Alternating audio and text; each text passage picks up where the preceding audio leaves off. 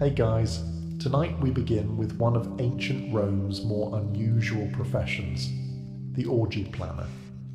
Yes, someone had to schedule the wine, supervise the grapes, organize the entertainment, and make sure no one accidentally brought their mother-in-law. It might sound absurd, even decadent, but Roman feasting culture wasn't just about indulgence. It was about power, status, networking, and, well, quite a bit of nudity. So before you get comfortable, take a moment to like the video and subscribe, but only if you genuinely enjoy what I do here. And let me know in the comments where you're tuning in from and what time it is for you.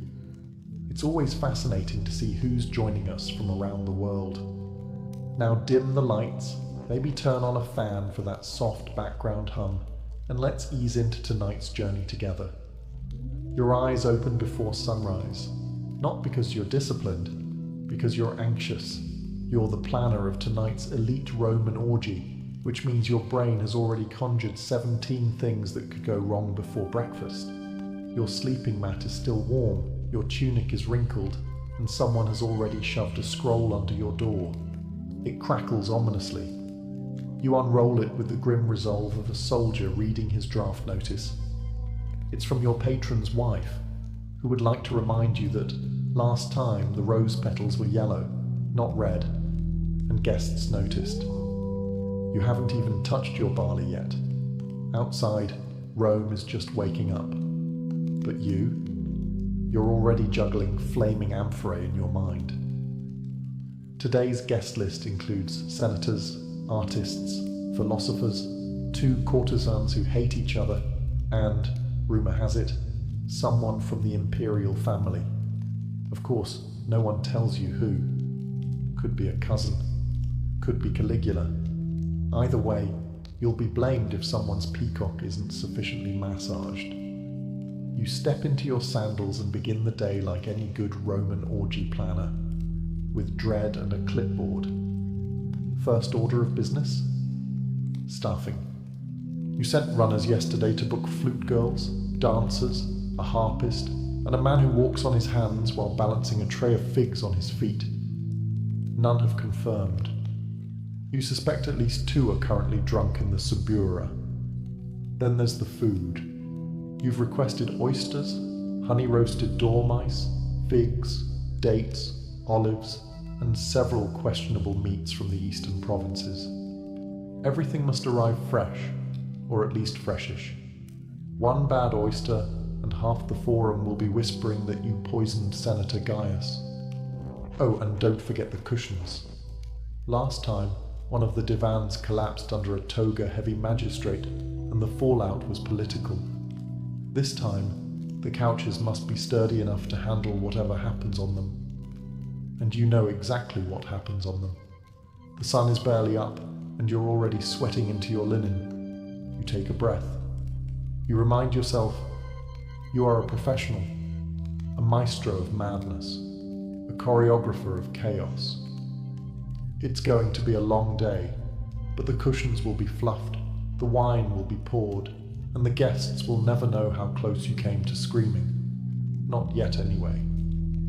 It's still early, and already you're unrolling a fresh scroll, today's updated guest list. You read it slowly, bracing for disaster. It's not a seating chart. It's a delicately balanced social powder keg with olives on top. Lucius Calpurnius Piso is attending, naturally. He comes to everything and always insists on reclining in the center couch, preferably next to someone else's wife. Problem is, his wife, Aurelia, is also coming. She wasn't invited, but that's never stopped her before. You make a note. Separate couches, separate wine sources, and definitely no harp solos while they're both in the room. Last time, she threw a garum jug. Next, Senator Petronius Arbiter has accepted. A witty man, a dangerous man, known for his tongue, and not always in a poetic sense. You'll need to seat him far from Junius Blasus, whose poetry Petronius once described as a slow death written in meter. Then you spot it. Domitianus and 2 guests, unnamed. The vagueness is offensive. Could be respected clients, could be gladiators, could be a giraffe in a toga.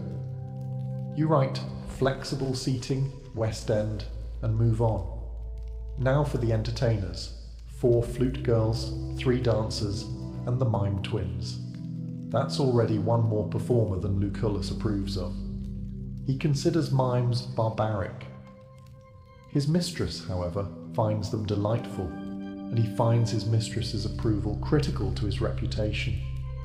The guest list isn't just a set of names, it's a living map of ancient Roman tension. Politics, power, lust, family feuds, and vendettas, all reclining together on silk-covered couches, drinking from the same communal bowl of wine. And of course the real terror, someone important who wasn't invited. You can already hear the whispered accusations. It was intentional, a public insult. I'll never lend him my bath slaves again. You roll up the scroll. You make a new one. You draw arrows, add warnings, circle names. You're not planning a party. You're managing a live diplomatic simulation with aphrodisiacs and roasted dormice. Still, you've done this before. You'll do it again. You just hope, this time, no one stabs anyone over couch placement. Not like last spring. With the guest list finalized, or at least stable enough not to implode, it's time for the next crisis: provisioning. Planning a Roman orgy isn't about pouring wine and lighting torches. It's about curating a menu so decadent it makes the gods feel underdressed. Your list is already 3 tablets long. Let's start with the basics. Wine. Not just any wine. It must be Falernian, aged and expensive enough to make your sponsor wince. You write 3 amphorae Falernian, 2 of Caecuban for show, 1 of vinegar to serve to the guests who arrive late. Next, oysters, imported fresh from Baiae. Must be alive when they arrive, or at least convincingly moist. You send a note to the seafood vendor reminding him that last time, half the oysters were already dead, and 1 guest declared it an omen. He's still recovering. Then there's honey-roasted dormice, a staple of Roman decadence. Rolled in poppy seeds and dipped in honey, they must be plump, not stringy. You ask for 50. You'll receive 35. Half will still twitch. You add roasted peacock, stuffed sow's udder, dates from Judea, figs from Carthage, and cheese wrapped in vine leaves. You also scribble down a reminder: no garum accidents near the bread this time. The last event's anchovy-scented rolls nearly caused a riot. For dessert you'll need candied nuts, almond cakes, and some sort of visual spectacle, perhaps a cake shaped like the Colosseum, filled with live songbirds. You'll figure out the baking logistics later. Then comes the perfume budget: myrrh, rose oil, saffron water. Enough incense to make a Vestal Virgin dizzy. You make a note. Discreetly scent the latrines. You stare at the list. It looks more like a military requisition than a menu, and it costs more than a decent villa outside Ostia. But this is Rome. Opulence is expected. Gluttony is style. And your patron's reputation depends on guests being too stunned by luxury to notice that the music is out of tune and someone spilled wine on the marble lions. You hand the scroll to your fastest runner with strict instructions. No substitutions, no apologies. And if he forgets the sugared grapes again, I'm feeding him to the flamingos. Time to pray to Mercury, god of commerce and delivery.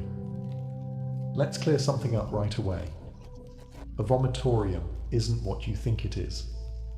No, Romans didn't build special rooms just to purge mid-feast and make room for more peacock.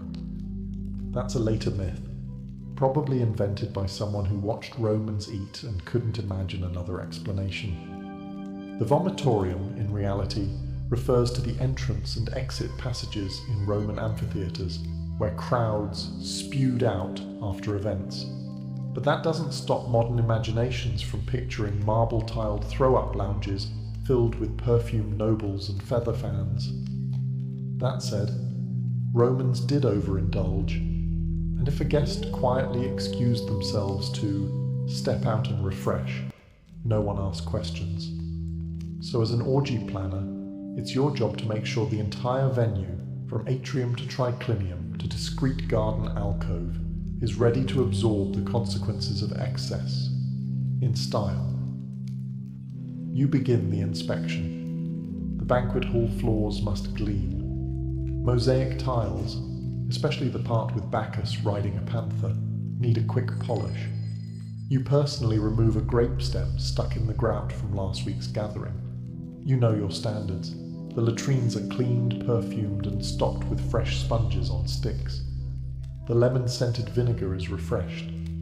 A candle burns gently near the doorway, not for light, for dignity. Out in the courtyard, you double-check the fountain basins. Guests have a habit of reclining too far and toppling in after their fifth goblet. Last time, a general's wife nearly drowned in the koi pond. You've since removed the koi. You can't remove the wife. You pass through the perfume room, where oils and salves are arranged like an apothecary for indulgence. Rose, cinnamon, myrrh. You sample one, and your wrist smells like a love letter to Venus. Perfect. Next, you inspect the vomitorium myth room. That is, a quiet hallway with a curtain, a chair, a bronze basin, and a polite slave stationed with a fan. It's not called that, of course. It's called the retreat, but everyone knows what it's for, and it too must sparkle, clean, scented, and luxurious. No matter how indulgent things get tonight, no one leaves this party feeling undignified. If they do purge, they'll do it surrounded by polished marble and tasteful murals of satyrs. That's your promise. It's mid-morning, and it's time for the most delicate part of your job. Not selecting wines, not managing nobles, but addressing the staff. A Roman feast of this magnitude requires people. Lots of people. And none of them woke up today hoping to be part of another nobleman's indulgent fever dream. You gather the team in the atrium, 23 bodies, each with a role. Most are slaves, some born in the household, some bought for the specific purpose of carrying trays, pouring wine, or looking attractive while silent. A few are paid performers. All are stressed. First up, cupbearers. You assign them their zones: central triclinium, periphery lounge, west garden. Dilute the strong wine unless told otherwise, you remind them. Some guests think they can handle full Falernian. They cannot. Fan bearers are next, a crucial role. Their timing can make or break a guest's comfort. One gust too strong and you've blown out a candle or exposed someone's secrets. One too weak and someone sweats into a silk cushion. Neither is acceptable. Fruit attendants, yes, they're a thing, are instructed to refresh trays constantly, peel grapes only upon request, and discreetly remove any fruit that begins to resemble a raisin. Then there are the musicians, already bickering about tempo. You separate the flute girl from the lyre player. Last time, their disagreement turned into a duet so awkward the guests stopped mid-feast to offer them marriage counselling. The dancers, all oil and eyeliner, lean dramatically against a pillar, pretending not to listen. You run through their cues anyway. No improvisation, you say sharply. We are not reliving the Bacchic fire incident.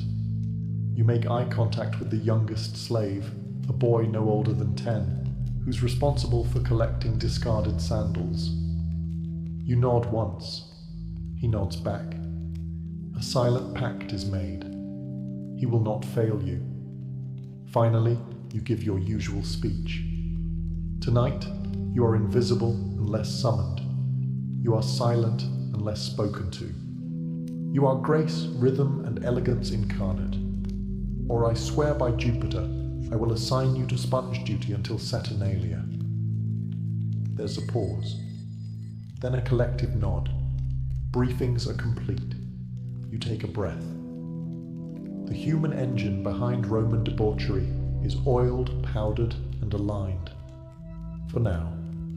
It happens every time. The invitations go out, the wine arrives, the silk cushions are plumped, and just when you begin to feel marginally in control, someone hurries into the atrium, out of breath, with that familiar look. The musicians haven't arrived. Of course they haven't. You grit your teeth. You specifically booked a flute girl, 2 cithara players, and 1 backup aulos duo in case of exactly this situation. And yet, here you are, staring down the barrel of silence at a party where silence is considered a civic offence. You send your most reliable runner to the Subura district, Rome's chaotic marketplace of noise, smells, and bad decisions. Find them, you instruct, alive, conscious, and dressed. You don't even ask why they're late. You already know. They're either still asleep, too drunk to walk, or tangled in a romantic entanglement that began at last night's Saturnalia rehearsal and never stopped. The dancers are now complaining that without musicians, they can't rehearse. The poets are delighted, assuming this means more stage time. You quickly squash that idea. No one wants Gaius's ode to his mother's 3rd marriage recited at a party where people are eating sugared dormice. You consider contingency plans. The house cook knows 2 songs on a cracked reed pipe. A nearby slave has a decent singing voice if kept off the wine. Worst case, you hum in rhythm while someone shakes a jar of lentils. You pray it doesn't come to that. Then, like ghosts emerging from incense, the musicians appear, fashionably disheveled, vaguely apologetic, and smelling faintly of spikenard and poor decisions. One of the flute girls is missing a sandal.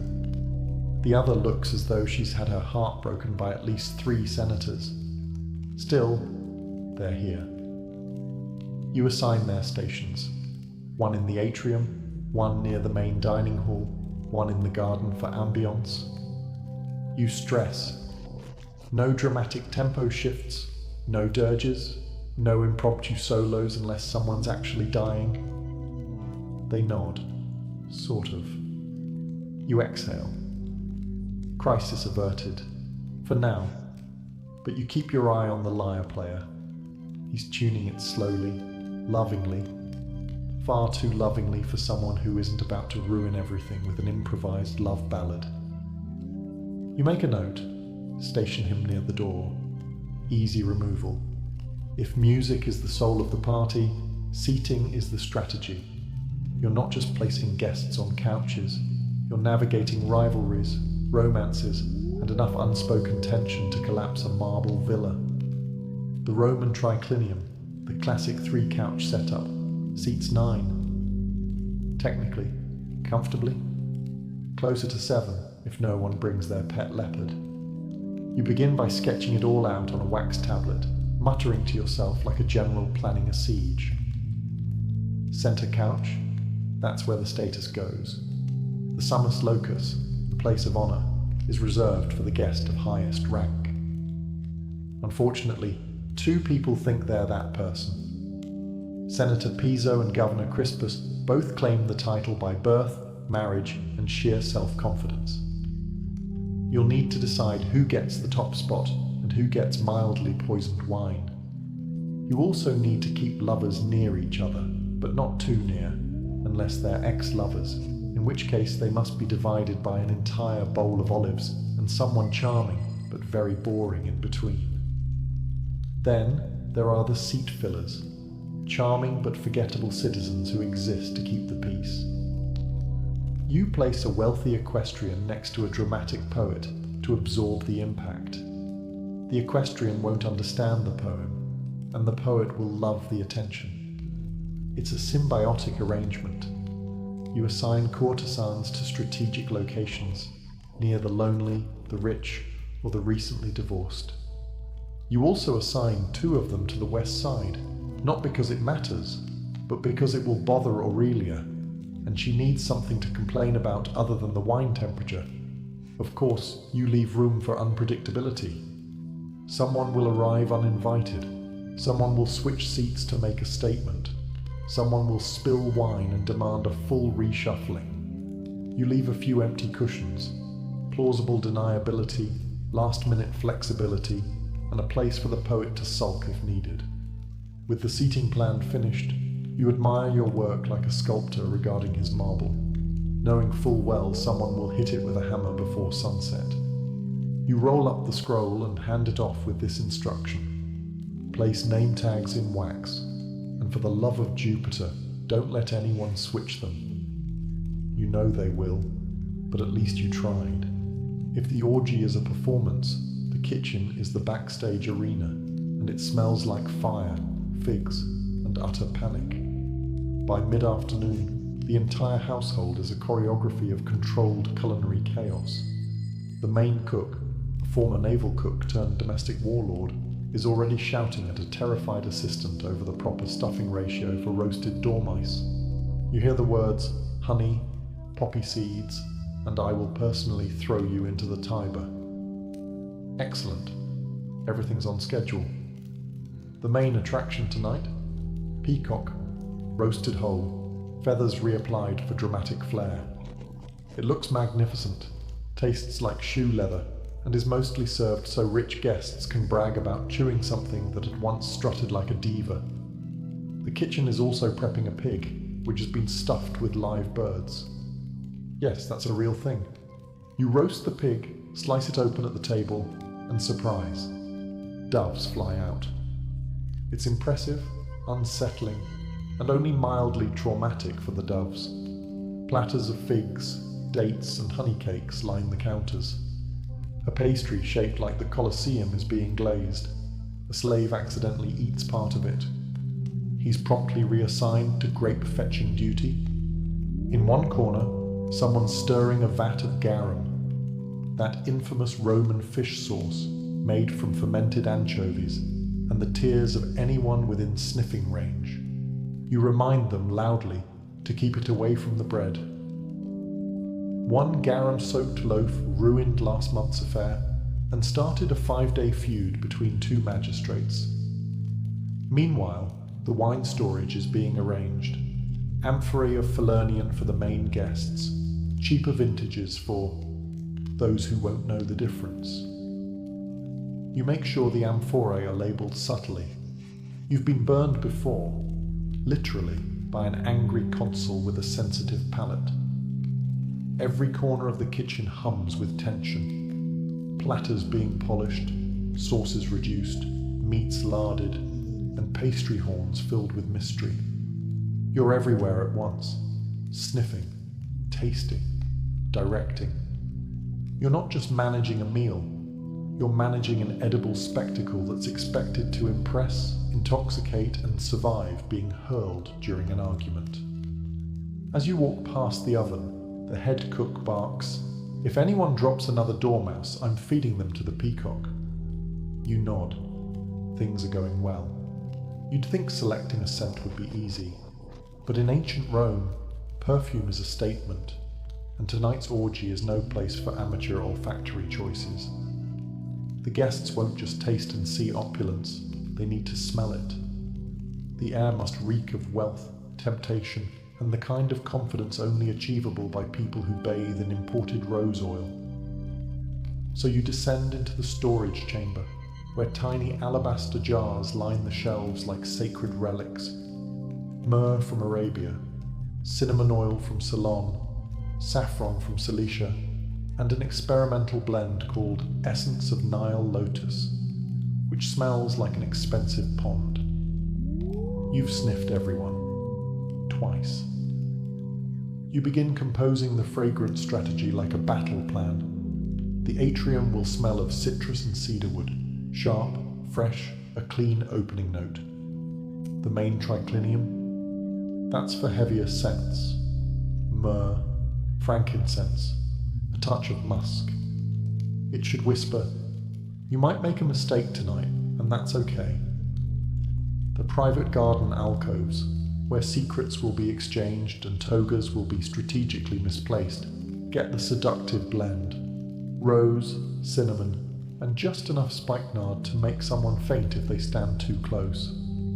Then there's the perfumed oils for guests' hands and feet.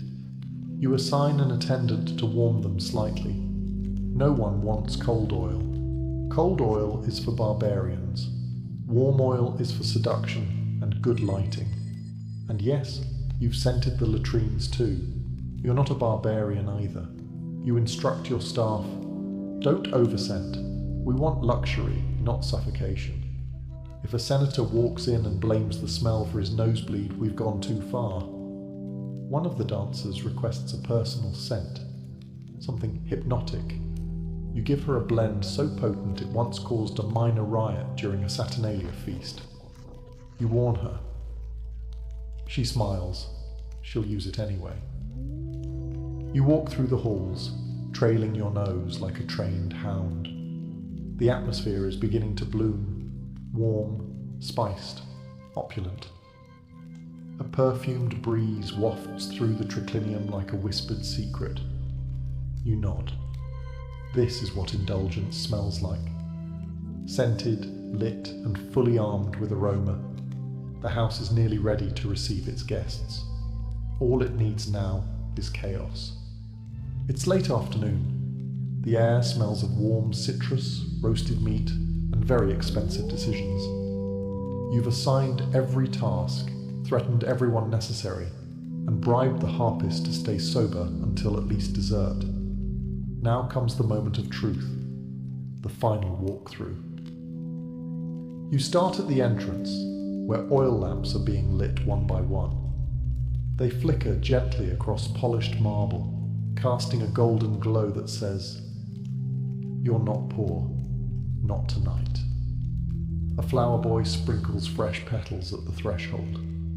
You remind him not to overdo it. Last time, someone slipped on lavender and sued. Into the atrium. The bronze fountains are running. Grapes are pyramided in absurdly impractical displays. Pillows have been beaten, fluffed, and positioned with unnatural symmetry. You move one slightly to make it look less staged. It's important that decadence feels effortless, even if it's taken 32 hours and 2 minor breakdowns to achieve.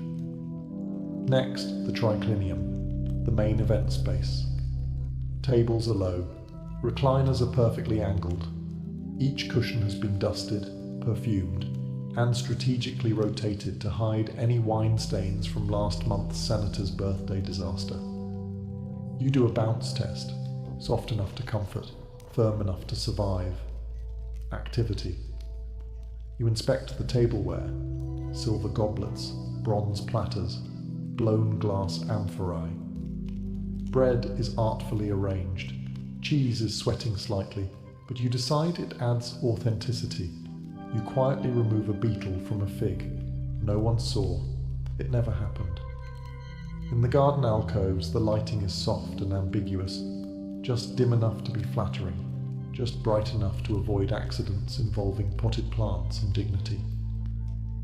A servant fans incense. The effect is ethereal. You pause and let yourself enjoy it, briefly. You spot a small detail. A flower out of place. You fix it. Another. A curtain that's not quite even. You adjust it. A final check. You inhale deeply. You listen. You walk through the space like a guest. It's beautiful, ridiculous, excessive, perfect. You sigh. For a moment, you let yourself believe it's all under control. Then someone rushes in. The guest of honor has arrived early, and he brought 3 extra wives. Of course he did. You smile tightly, straighten your tunic, and step into the fray. The first knock is not so much a knock as it is a dramatic thump followed by laughter. You take a breath. Here we go. The door opens. A slave pulls back the curtain with just enough flourish to impress but not overshadow. Your first guest, Lucius Calpurnius Piso, strolls in like he owns the place, despite not paying for any of it. He smells of strong wine, ambition, and imported cologne that cost more than a soldier's annual wage. He greets you with a grin and a wink. Tonight, my friend, we make Bacchus blush. Behind him, a trail of courtesans, a minor poet, and a man carrying a small lyre who may or may not be invited. You decide not to check. Guests begin pouring in, flowing robes, gold-threaded tunics, embroidered sandals, and expressions of affected boredom. They've all arrived early to show they're important, and they've all had at least one drink to show they're relaxed. You mentally recalibrate the wine rations. A slave offers perfumed towels. Another presents rosewater. One guest refuses both and instead demands a small amphora of something more Dionysian. You give him spiced wine. He calls it intellectual. You don't correct him. The garden fills with murmurs, introductions, judgments, hushed conversations that are somehow louder than actual conversation. Someone's already asked where the flute girls are. Someone else is eyeing the fruit pile like it owes them money. You keep moving, nodding, adjusting. You separate two senators who haven't spoken since the goat insult incident. You notice that Governor Crispus is reclining far too close to someone else's wife, and that the poets are gathering in a corner like storm clouds. One of the dancers strays too early into the center. You snap your fingers. Not yet. Timing matters. If everything begins too soon, it loses mystery. If it begins too late, guests complain. You want suspense. You want smoldering scandal. You pass a serving tray, discreetly pluck a grape, and keep walking. You spot one guest already snoring on a cushion, another polishing a dagger with butter. So yes, it's going well. For a Roman orgy, controlled chaos is the highest compliment, and tonight you're almost insulted. The lyres are tuned, the flute girls are finally sober, or at least balanced, and the dancers are oiling their limbs like they're about to go into battle. You give the nod. The entertainment begins. A hush falls over the triclinium as the first dancer steps forward, golden veils flowing, anklets chiming, eyes fixed somewhere between divine inspiration and complete apathy. She begins to move. It's graceful, hypnotic, and exactly the level of theatrical sensuality that makes elderly senators feel poetic. The flute joins in, slow, spiraling notes that float through the perfumed air like incense. For a brief, beautiful moment, the entire feast slips into rhythm. Chewing slows, conversations hush. Even the poet stops trying to recite. But then, of course, something goes off script. A guest demands a reenactment of the myth of Leda and the Swan. Another counters, no, Orpheus in the underworld, with real torches this time. A third suggests something involving naked gladiators, a water jug, and interpretive juggling. You smile politely and assure them it's all part of the plan. Meanwhile, the mime twins, who were specifically told to wait until the third wine course, enter early and begin miming an exaggerated scene of seduction involving a fig and a sausage. Half the room laughs. The other half looks confused. One man applauds like it's the theatre of Pompey. You resist the urge to pour wine directly into your eyes. The dancers continue. The musicians try to adapt. You spot the harpist improvising something mournful, possibly because she's just realized she's playing in the wrong key. Then someone throws a peach. At first it seems accidental, But then another guest throws a fig back. Now it's participatory. You step in quickly, raise your hand, and declare it a symbolic offering to Bacchus. Everyone cheers. Crisis averted. You make a note to never serve throwable fruit again. The entertainment surges forward. Music, movement, whispers, laughter. A flame dancer performs near the pool. A flute girl stumbles. A guest proposes to a statue. It's chaos. Gorgeous, perfumed, theatrical chaos. And this is where you shine. Orgy planner, stage manager, mood wrangler, fig diplomat. You adjust a lamp, nod to a server, and glide silently through the shadows, as if any of this was intentional. By the third course, the wine is no longer being served, it's being worshipped. The guests, draped across their couches like tipsy gods, are in full bloom, laughing too loudly, flirting too boldly, and forgetting basic facts like who they came with. You've instructed the servers to strategically dilute the wine. Falernian is strong. One amphora can convince a senator to sing poetry or confess to tax fraud. You water down the wine for the ambitious and leave it pure for the already hopeless. It's diplomacy by the jug. The conversations grow less philosophical, more personal. A young patrician loudly compares his wealth to Jupiter's. A merchant brags about owning 3 villas and a camel. A woman in pearls whispers a joke about the emperor's feet. You pretend not to hear. If she gets exiled, you'll miss her. She's great with seating arrangements. Across the hall, a poet is trying to seduce a philosopher using verse that sounds suspiciously plagiarized. You walk past just in time to hear, "Your eyes are like olives, dark and briny." You do not intervene. Meanwhile, 2 courtesans are locked in a passive-aggressive compliment battle. Each smile is a dagger. Each laugh carries the scent of strategic murder. One gifts the other a fig. You take a mental note. Remove all figs by dessert. And of course, in the back corner, someone has decided to start a drinking game involving gladiator trivia. "Name 3 famous duels or drink," someone shouts. A minor senator tries to fake his way through an answer.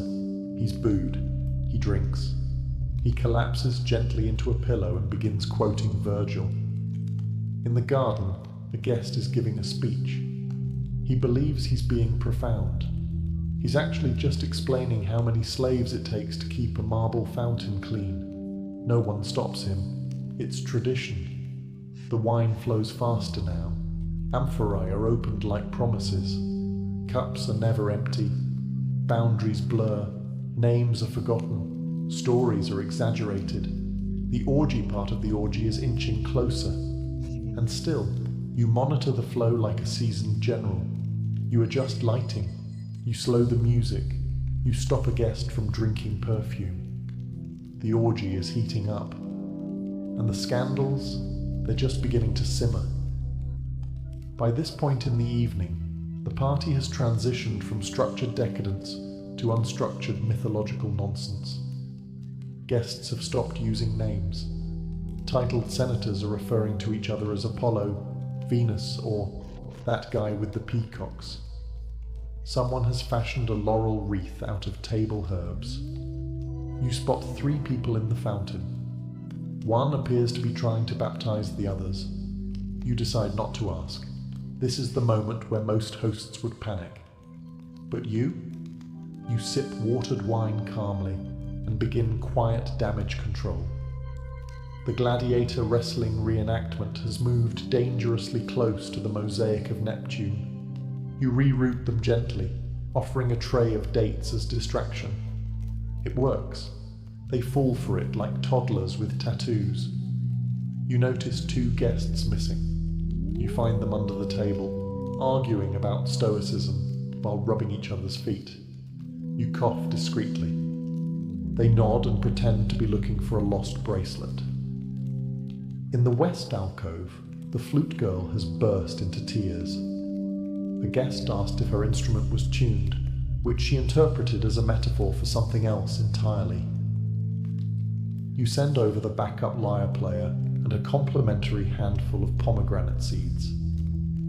She recovers. In the atrium, a very large man is attempting to seduce a marble bust of Venus. He's whispering sweet nothings and slowly feeding it olives. You send a servant to gently turn the bust away to avoid scandal. The man takes it as a challenge and begins reciting love poetry. You allow it. Frankly, it's better than his earlier conversation about grain tariffs. Someone knocks over a torch. You catch it before it hits the tapestry. You do not flinch, you do not sweat. You are the still center in a storm of satin, grapes, and moral compromise.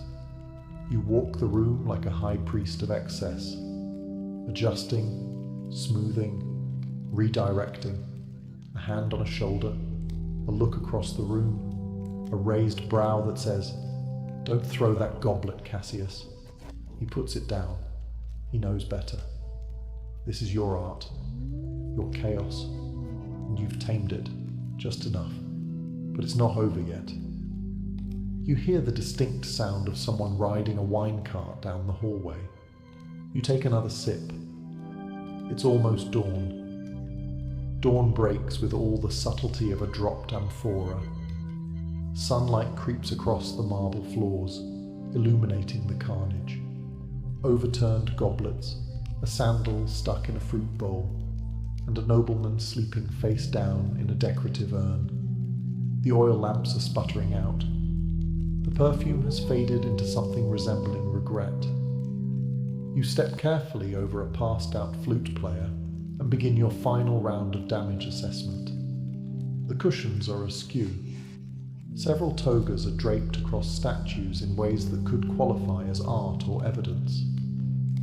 Someone wrote a philosophical limerick on the wall in wine. It doesn't rhyme, but it is surprisingly insightful. You find your way to the triclinium. A pile of olives has been arranged into a crude likeness of the emperor. You consider preserving it, then quietly kick it under the table. The slaves begin the silent ritual of post-orgy cleanup. Wine-stained linens are bundled up. Half-eaten peacocks are carted off. Incense ashes swept into neat, dignified piles. You give instructions in a hushed voice, as though speaking too loudly might awaken the deeper chaos. You check on the guest list. Everyone accounted for. No deaths. 1 sprained ankle. 2 spontaneous marriages. 1 very polite note left by a departing philosopher that simply reads, "Thank you. I've learned things I must never speak of." You make a list titled Debrief. It includes, never serve throwable fruit. Do not allow live poetry battles near open flames. Keep Venus statue in storage during future events. Seat Crispus far from anyone with legal representation. Someone groans loudly from under a table. You nod in acknowledgement but offer no help. The party is over. Everyone must face their own consequences. In the garden, doves are still wandering from the pig-burst performance. You gently herd them into a corner and throw them some leftover candied almonds. They deserve something sweet after the evening they've endured. You take one last look around. It was a mess, a triumph, a diplomatic nightmare with grapes. And you survived it. You retire to your room, kick off your sandals, and collapse onto your mat. No applause, no awards. Just the knowledge that no one saw the chaos, because you absorbed it. Tomorrow, they'll tell stories about how perfect it was. You'll just sleep. Started with a whisper of wind, dry, crackling, bitter. The soil of the Great Plains, once black and rich, had turned to powder, and now that powder took flight. Farmers who once danced in golden wheat fields stood helpless as their land, their future, quite literally blew away. The 1930s weren't kind to anyone, but for families from Oklahoma, Texas, Kansas, and eastern Colorado, The land itself became the enemy. They had trusted the soil. That was the tragedy. Encouraged by government incentives and promises of prosperity, thousands of families had ploughed up native grasses to make way for row after row of wheat. But they weren't told that those native grasses were the only thing holding the land in place. And when the rain stopped in 1931, they didn't return. Year after year, the drought deepened. Without roots, the topsoil had nothing to hold it down. It began to lift, carried away by the wind in ever-thickening clouds. The storms came suddenly. One moment, the sky was blue. The next, it was black, as if night had fallen in the middle of the day. Walls of dust hundreds of feet high swallowed entire towns. Livestock suffocated. Cars stalled. Children developed dust pneumonia. Mothers sealed windows with wet towels and stuffed newspaper into the cracks of doors, but the dust still crept in, coating dishes, furniture, lungs. People started calling it the Dust Bowl. On April 14, 1935, forever known as Black Sunday, a storm so massive swept across the plains that some believed the world was ending. A preacher in Oklahoma reportedly told his congregation to go home and prepare for judgment. That storm stretched for over 200 miles, blotted out the sun, and turned day to darkness for thousands. And with it came a realization. They couldn't stay. The soil was gone. The crops were gone. The livestock were dying. Children were coughing up dirt. What was once a land of hope had become a graveyard of dreams. And so, with battered pickup trucks, jalopies held together with wire, and everything they owned strapped to the roof, families turned west, toward California, toward survival, toward something, anything better than this. They didn't yet know what waited for them on the other side, but they knew what they were running from, and it was gaining on them. The road west wasn't paved with gold, it was paved with desperation. As the Dust Bowl ravaged the plains, an exodus unlike any other in American history began. Families piled into rickety Fords and Chevrolets, often with 4 flat tires and more children than seats. Everything they had, mattresses, kettles, washboards, and heirlooms, was lashed down with rope. Their destination was a dream. California. Route 66 became the artery of escape. It stretched from the Dust Bowl states to the Pacific, winding through New Mexico, Arizona, and into California's Central Valley. For many, it wasn't just a road, it was a lifeline. Towns along the route swelled with migrants, camps sprang up near gas stations, and any rest stop with running water became a temporary home. They came by the thousands. An estimated 2.5 million people fled the southern plains during the 1930s. Most were small-time farmers, sharecroppers, and field hands. They left behind mortgages they couldn't pay, fields they couldn't save, and homes they could no longer live in. Many never looked back. Others wept as they crossed the state line. But California wasn't the promised land they had imagined. Newspaper ads had promised farm jobs and lush fields, but the reality was far harsher. By the time most migrants arrived, the Great Depression had already choked off much of the economy. Work was scarce, and wages were lower than survival required. At the state border, California Highway Patrol officers began turning people away if they looked too poor. Derogatorily nicknamed Okies, regardless of whether they were actually from Oklahoma. These migrants were viewed with suspicion and often outright hostility. Locals feared they'd bring crime, disease, or worse, competition for scarce jobs. Still, the travelers pressed on. In makeshift camps called Hoovervilles, named after President Hoover, who many blamed for their plight, they slept under tarps and cardboard. In the fields, they picked peaches, grapes, cotton, whatever was in season. Their children worked beside them, often in the blazing heat. A day's pay might buy a little bread, maybe beans, and yet, even through hunger and humiliation, they carried hope. Hope that the next field would pay better, that California would eventually deliver on its dream, that the road, however long and dusty, led somewhere better. Because to turn back wasn't just impossible, it meant surrender, and none of them were ready to do that. Once in California, the dust didn't follow them, but the hardship did. For the thousands of families who arrived seeking a better life, what they found instead were crowded, unsanitary migrant camps and a cold welcome from the locals. Entire communities of tents, shacks, and makeshift huts sprang up on the outskirts of towns and orchards. These were not homes, they were survival zones. Families crammed into shelters made from salvaged wood, tin scraps, cardboard, and canvas. There was little privacy. Water came from communal pumps. Toilets were often nothing more than dugout pits shared by dozens. Illness spread fast. Malnutrition weakened the old and the young. Babies cried for milk. Parents prayed for work. The air might have been cleaner than Oklahoma's, but the mood was still suffocating. Tensions simmered. Local Californians saw the migrants as a threat. They feared that the flood of desperate laborers would undercut wages, and they were right. Growers could now offer pennies for backbreaking field work, knowing that someone, somewhere, would be desperate enough to take it. And so, wages plummeted. Conditions worsened.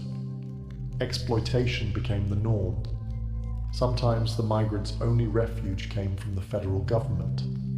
The Farm Security Administration, FSA, created a handful of labor camps, like the one in Arvin, California, offering sanitation, medical care, and basic dignity.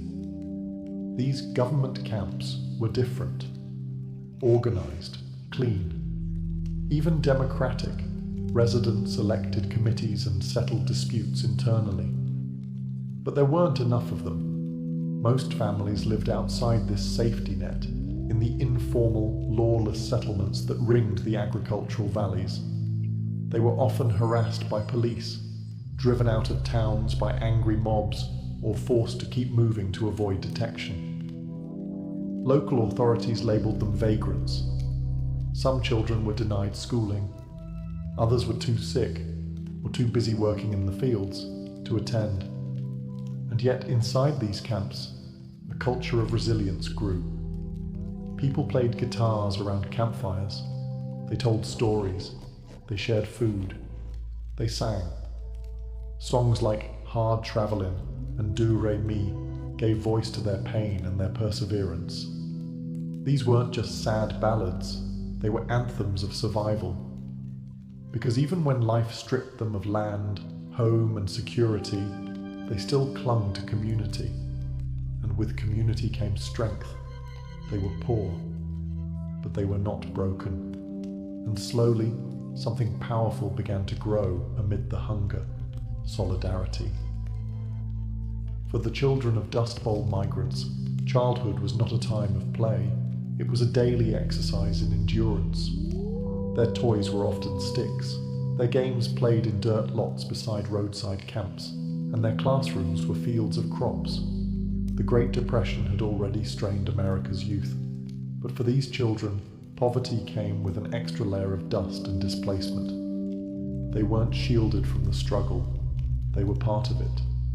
Even young children worked alongside their parents, stooping to pick cotton, grapes, or beans for a few cents a day. Some were as young as 6, their small fingers blistered and raw by the end of each shift. School was a luxury. Constant relocation meant constant interruption. By the time they enrolled in a new school, it was time to move again. And if they made it to school at all, they were often unwelcome. Labeled Okie kids, they were mocked by peers and sometimes even by teachers. Their clothing, patched, sun-bleached, and often shared between siblings, marked them instantly. Their accents, their dust-bitten skin, their silence born of hunger, they all set them apart. Some schools refused to enroll them altogether. Others required them to clean toilets before attending class. Yet amid the adversity, these children developed an uncommon grit. They learned to care for younger siblings while their parents worked. They carried jugs of water to the fields, fixed broken shoes with scraps of rubber, and helped stretch meals made of beans, cornmeal, and lard. Despite the odds, there were small triumphs. Relief agencies occasionally provided books, soap, and even makeshift schools. In the rare government camps with stability, children could laugh, read, and learn, if only for a little while. It wasn't much, but for a child who had lived through dust storms, hunger, and homelessness, it was a start. Some grew up to remember these years not just as ones of deprivation, but of togetherness. Families, though poor, were tightly knit. Storytelling, music, and shared chores created bonds that lasted lifetimes. The children might not have had toys or birthdays or summer vacations, but they had one another. And as they grew, many carried that resilience into adulthood, becoming the first in their families to find stable jobs, finish high school, or join the military in the coming war. They were children of dust, yes, but also children of determination. As the Dust Bowl migrants toiled in California's fields and camps, their stories didn't vanish. They transformed into song. Music became both a comfort and a weapon, a way to preserve dignity and protest injustice when words alone weren't enough. In the rhythm of guitar strings and the verses of folk ballads, the pain, pride, and perseverance of the migrants came alive. Nowhere was this more visible than in the music of Woody Guthrie. A native Oklahoman himself, Guthrie became the voice of the displaced. He traveled alongside migrants, slept in the same camps, and picked in the same fields. What he saw, he sang. His songs weren't abstract. They named real places, real struggles, real heartbreak. Do Re Mi, for example, warned hopeful migrants that California wasn't the paradise they had imagined. California is a Garden of Eden, a paradise to live in or see, but believe it or not, you won't find it so hot if you ain't got the do-re-mi. Guthrie's songs echoed through dusty camps, played on battered guitars, harmonicas, or simply sung aloud. They were passed from tent to tent, worker to worker. These weren't just melodies, they were oral history. They reminded listeners they weren't alone. They turned shared pain into collective strength. But Guthrie wasn't the only one. Across the camps, migrants created their own songs about lost farms, cruel foremen, the long road west, or hopes for a better tomorrow. These songs told the truth when newspapers didn't, when politicians wouldn't. They spoke of exploitation, hunger, police harassment, and broken dreams, but also of love, faith, and resistance. This music influenced the rising American folk scene and became part of a larger cultural shift. It exposed listeners beyond California to the harsh reality of life for Dust Bowl refugees. It built empathy. It planted seeds of activism. Over time, these songs helped fuel support for reform. They humanized statistics. They pierced through indifference. They challenged the narrative that the migrants were lazy or unwanted. In melody, they proved otherwise. Because when the land failed, and the work was cruel, and the people were hostile, there was still the music. It fed souls when bodies starved. It gave voice to the voiceless. And it reminded every man, woman, and child beneath a canvas roof, you matter, you belong, you endure. The migrants had their songs, but they also found a voice in literature, one that would echo far beyond the camps and fields. That voice belonged to John Steinbeck, a California native who witnessed the Dust Bowl migration firsthand and transformed the plight of the displaced into one of the most powerful novels in American history, The Grapes of Wrath. Published in 1939, The Grapes of Wrath followed the fictional Joad family, Okies from Oklahoma, as they made the harrowing journey west and encountered the brutal realities of migrant life. But while the characters were fictional, their suffering was very real. Steinbeck had traveled through migrant camps, spoken with families, and documented their lives in searing detail. He was outraged by what he saw: malnutrition, police violence, wage theft, and the erosion of human dignity. His words were not gentle. They were raw, furious, and unflinching. He described babies starving to death, men breaking under humiliation, women doing backbreaking labor while hiding pregnancies. Steinbeck didn't romanticize the poor. He honored them. He saw in them a resilience that refused to die. The novel sparked a firestorm.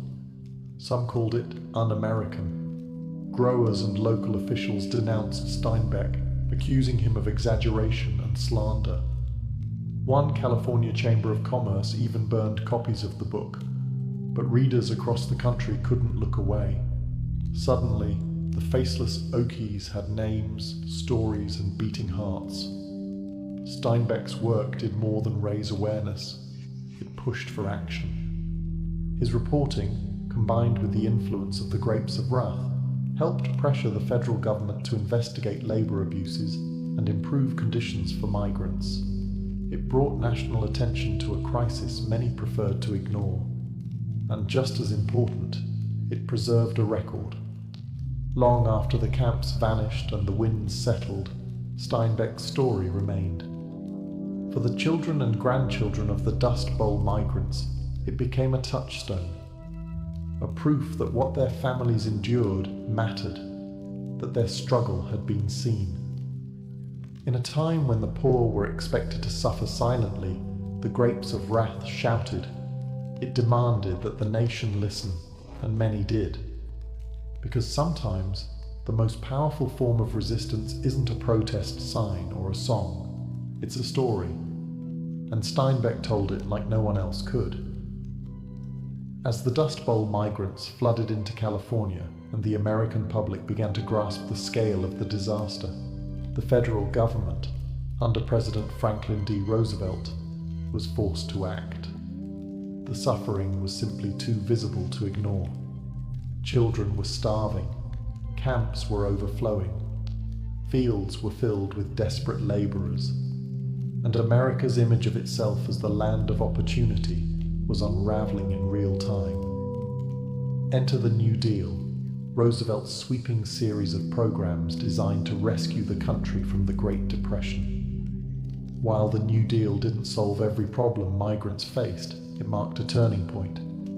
Agencies like the Resettlement Administration and later the Farm Security Administration, FSA, were created to offer aid, restore dignity, and attempt long-term solutions. The FSA, in particular, focused on the plight of displaced rural families.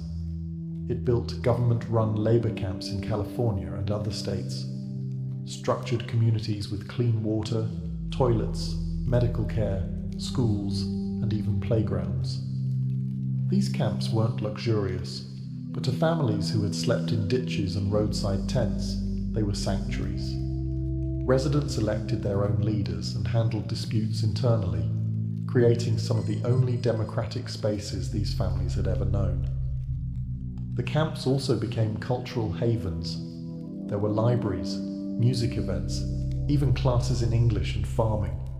For many, they were places where a new kind of rural American identity began to take shape, one that valued self-governance, solidarity, and pride. Outside the camps, the New Deal offered jobs through the Works Progress Administration, WPA, and the Civilian Conservation Corps, CCC, although these were often hard to access for transient migrants. But one of the most lasting contributions came not in dollars, but in documentation. Under the FSA's direction, a team of photographers, including Dorothea Lange, was sent to capture the human cost of the crisis. Her haunting photo, Migrant Mother, became an instant symbol of Dust Bowl-era suffering. It gave the faceless a face.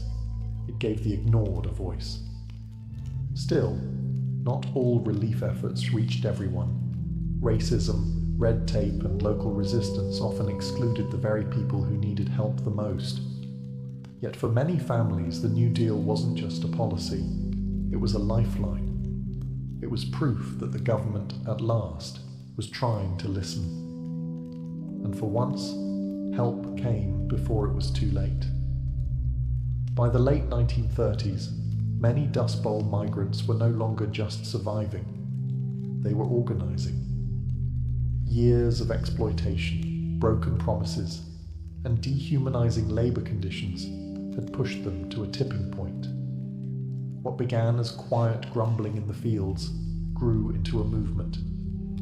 A wave of strikes, boycotts, and labor protests swept through California's agricultural valleys as migrants demanded better wages, safer conditions, and basic human dignity.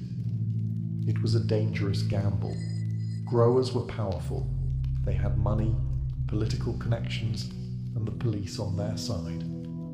Striking workers were often arrested, beaten, or run out of town. Some were blacklisted from future employment. Others were attacked by hired enforcers. But despite the risk, the workers stood their ground. Organizations like the Cannery and Agricultural Workers Industrial Union and the United Cannery, Agricultural, Packing, and Allied Workers of America, UCAPAWA, began to emerge, offering a rare but essential support system. Though often underfunded and fragmented, these unions helped teach workers how to negotiate, how to protest peacefully, and how to document abuses. For many migrants, especially women, joining a strike wasn't just about money. It was about voice. Mothers marched with children in their arms. Teenage daughters stood beside fathers in picket lines. In some camps, entire families were evicted for trying to unionize, yet the courage remained. In 1933 and 1934, massive cotton strikes broke out across the San Joaquin Valley. Thousands walked off the job. While growers tried to break the momentum with intimidation and violence, the strike gained national attention, and after long weeks of protest, workers won a modest pay increase, proof that resistance could work. Journalists and writers documented these uprisings. Photographers captured images of tired but defiant picketers. Labor organizers like Luisa Moreno and Dolores Huerta, though their most famous work would come later, stood on the shoulders of these early migrant movements. The Dust Bowl refugees weren't just poor, desperate people. They were political actors, survivors, fighters. Even as their accents marked them as outsiders and their clothes betrayed their poverty, they refused to be silenced. They were no longer just victims of weather and economics. They were now shaping the narrative. In standing up for themselves, they began to change not just their own lives, but the future of labor in America. And their fight was just beginning. By the early 1940s, the worst of the Dust Bowl had passed. Rain finally returned to the plains. The economy, bolstered by the demands of World War II, began to recover. Many migrant families who had once wandered from field to field found permanent homes, steady work, and a fragile sense of normalcy. But the migration had already left a deep, irreversible mark on American society, culturally, politically, and emotionally. The children who once picked fruit under a blazing sun grew up to serve in the military, attend college through the GI Bill, and raise families of their own. Some became farmers again, this time with greater respect for conservation and the land. Others moved to cities like Los Angeles and Bakersfield, laying the foundation for working-class neighborhoods that still exist today. Culturally, the Dust Bowl migration reshaped California. Once seen as outsiders, Okies gradually became part of the fabric of the state. Their music, language, and values blended with local traditions, giving rise to new genres, like the Bakersfield sound in country music, made famous by artists like Merle Haggard, himself the son of migrants. The pain and pride of those years never vanished. They just found new ways to speak. In literature, The Grapes of Wrath became a permanent fixture on American bookshelves, a reminder of both the nation's cruelty and its capacity for compassion. In politics, the Dust Bowl era helped fuel the labor rights movement, land conservation efforts, and broader awareness of the need for a social safety net. The lessons weren't just historical, they were environmental. The Dust Bowl taught America the danger of abusing the land. Soil conservation districts were established, farming techniques were reformed, and ecological stewardship became a national conversation. The wounds left by reckless agriculture were deep, but not forgotten. And perhaps the most enduring legacy was that of resilience. These migrants had faced nature's wrath, economic collapse, hunger, and hate. They had been spat on, shut out, and shoved aside. But they endured, they adapted, and they helped build the modern West. Today, descendants of Dust Bowl migrants still carry the stories of hardship and grit. In dusty family albums, in old camp photos, in the chords of a Guthrie song, they remember. Because the Dust Bowl wasn't just a disaster, it was a defining chapter of American identity. One written in dust, yes, but also in determination. Imagine a world with no paper, no books, no Google, just memory and voice. That was the reality for nearly all human societies for most of our existence. Long before alphabets were carved into stone or ink flowed onto parchment, knowledge was preserved in stories, songs, and spoken rituals. Oral tradition wasn't just a method of sharing information. It was the primary engine of civilization itself. In these societies, memory was a sacred duty. Stories weren't told for entertainment alone. They were the vessels of identity, law, morality, and survival. Elders passed on creation myths, ancestral lineages, laws, customs, and taboos. Farmers learned planting cycles from seasonal chants. Hunters remembered terrain through rhythmic recitations. Parents taught children life lessons through fables and parables. Everything essential, who we are, where we come from, how to live, was carried in the voice. Because there was no written backup, accuracy mattered. Oral cultures developed sophisticated memory techniques to preserve knowledge. Rhythm, rhyme, meter, repetition. These weren't stylistic choices. They were mnemonic devices. Stories had structure for a reason. Chants and epics were designed to be unforgettable, and they had to be. In a world where the past lived only in minds and mouths, forgetting wasn't just a lapse, it was a cultural crisis. But oral tradition was never static. It was flexible, responsive. Each retelling carried a pulse of the present. A storyteller might adjust a tale for a new audience, or shift emphasis depending on context. This made oral knowledge both enduring and adaptable, a living, breathing archive. It wasn't stored on dusty shelves. It walked, talked, danced, and sang. Storytellers themselves held immense social power. In many cultures they were revered. They weren't just performers, they were memory keepers, truth bearers. In some places, they were spiritual guides or political advisors. In others, they held the sole responsibility for preserving centuries of wisdom. Losing a master storyteller could mean losing a nation's history. In the absence of written words, societies didn't descend into ignorance. They found other ways to thrive. Oral tradition ensured continuity across generations. It stitched time together. It connected the dead to the living, the individual to the community, the past to the future. And in many corners of the world, it still does. In the heart of West Africa, history walks and talks. It sings. It remembers. It lives in the voice of the griot, a figure who is at once historian, storyteller, musician, genealogist, diplomat, and spiritual guide. In societies stretching from Mali to Senegal to Guinea, griots have preserved centuries of memory without ever writing a single word. The role of the griot isn't just cultural, it's essential. For the Mande peoples and others, griots are keepers of oral archives, entrusted with the collective knowledge of clans, lineages, and empires.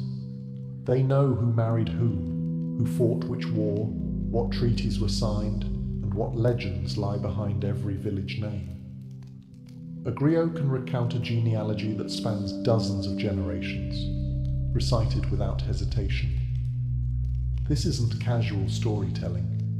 Griots undergo years, sometimes decades, of intense apprenticeship. From a young age, they are trained to memorize thousands of lines of verse, master complex melodies on traditional instruments like the kora, and understand the historical, political, and spiritual weight behind each word. Knowledge is passed down orally, from master to apprentice, generation to generation. Griots often serve at royal courts, advising kings and chiefs. When a ruler makes a major decision, whether to go to war, marry into a rival clan, or forge an alliance, it's the griot who offers historical precedent, reminding leaders of past mistakes or ancient promises. In this sense, griots are not only entertainers but moral anchors. Their role helps ensure continuity, legitimacy, and wisdom in leadership. Even today, in the digital age, griots remain influential. They perform at weddings, funerals, naming ceremonies, and national events. Their stories remind communities of who they are and what they've overcome. Griots hold power through voice, an ability to preserve unity and identity across centuries of change. When colonialism threatened to erase African history by disregarding oral sources, griots stood as a living rebuke. They proved that memory could endure outside of paper, and that oral tradition was not primitive, but profound. In fact, much of what we know today about empires like Mali or Songhai comes not from colonial records, but from griots who never stopped singing. They are walking libraries, living time machines, and without them, vast stretches of African history would have vanished. Thousands of years before compasses or GPS, the peoples of the Pacific Ocean were already master navigators. From tiny canoes, they charted one of the largest expanses of water on Earth, sailing from island to island across thousands of miles. They had no maps, no written instructions. Instead, they had oral tradition, a deep, embodied knowledge passed from one generation to the next, preserved not in books, but in the blood and bones of memory.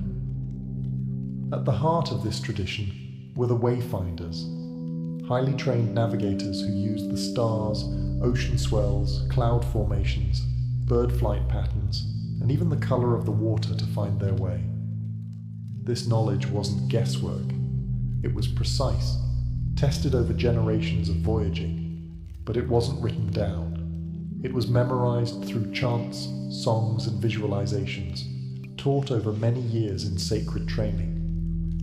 One of the most famous examples of this oral memory system is the star compass, used by Polynesian navigators. This mental map divided the horizon into specific points aligned with the rising and setting of stars. Each star had meaning, direction, and seasonal timing.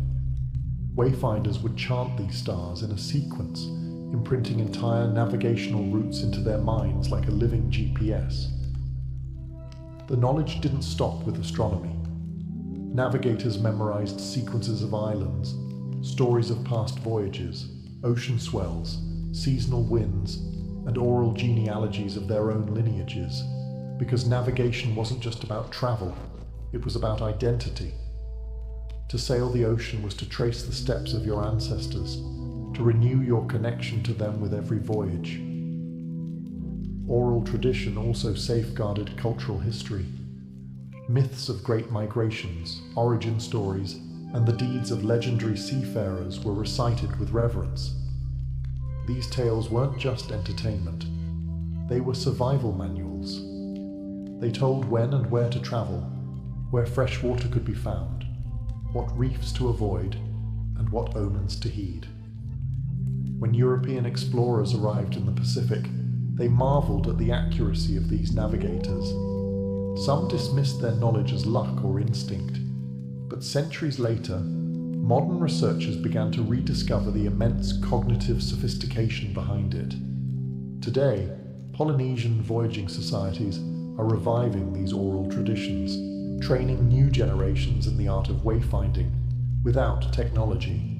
Because in Polynesia, to remember is to navigate, to speak is to sail, and to forget is to be lost at sea. Long before the written word carved its place in Greek culture, bards travelled from town to town, reciting epic tales that would define Western literature. Among these storytellers was a name that echoed through millennia: Homer. Whether he was a single historical figure or a composite of many voices, Homer's Iliad and Odyssey are towering testaments to the power of oral tradition. These weren't simply stories, they were living performances. Recited aloud, often accompanied by the lyre, Homeric epics were transmitted from bard to bard, memorized in their entirety. The Iliad alone contains over 15,000 lines of verse. How could one possibly remember it all? The answer lies in the architecture of oral composition, formulaic language, repetition, epithets like rosy-fingered dawn or swift-footed Achilles. These repeated phrases weren't just poetic flourishes, they were memory aids, cues embedded in the narrative to help the performer stay on track. This method of oral composition allowed for flexibility. No two recitations were ever exactly the same. A bard could expand or shorten the story depending on the audience, weaving in local heroes or emphasizing different emotional beats. In this way, oral tradition allowed the epics to remain relevant, reshaped by each generation, even as their core remained intact. Homeric epics were more than entertainment. They were moral instruction, historical memory, and collective identity. Through the stories of Troy and Odysseus, Greek audiences absorbed lessons on honor, loyalty, cunning, fate, and the will of the gods. The performances bound communities together, reinforcing shared values and reminding listeners of their place in the tapestry of myth and memory. Even after the invention of writing, Homer's works continued to be performed aloud for centuries. The Greeks eventually committed the epics to text, but by then they had already left their imprint on Greek thought, education, and religion. They became cornerstones of classical learning, recited in schools and echoed in the works of philosophers and playwrights. The survival of Homer's tales is a triumph of the oral world. They weren't etched in stone, yet they endured longer than many civilizations. They remind us that human memory, when nurtured and structured, can rival the permanence of books. Because in ancient Greece, to recite Homer wasn't just to tell a story, it was to hold history in your breath. Long before European contact, the indigenous peoples of North America had built rich, complex civilizations without the use of written language. Their histories, laws, cosmologies, and scientific knowledge were preserved entirely through oral tradition. For these communities, spoken word was not merely a method of communication, it was a sacred force. Stories were not just told, they were shared, passed like ceremonial objects, with reverence and responsibility. Each nation, whether the Haudenosaunee, Lakota, Navajo, or Hopi, had its own oral systems, suited to its landscape, cosmology, and social structure. Creation stories explained not just how the world began, but how humans were meant to live within it. Animal fables taught values like respect, courage, and humility. Historical narratives preserved records of migration, warfare, treaties, and contact with outsiders. These stories were often told during winter, when families gathered in longhouses or around fire circles, reinforcing identity and kinship. The storytellers, often elders or spiritual leaders, were chosen not just for their memory, but for their integrity. They had to be exact. Embellishment wasn't encouraged unless it served a ritual purpose.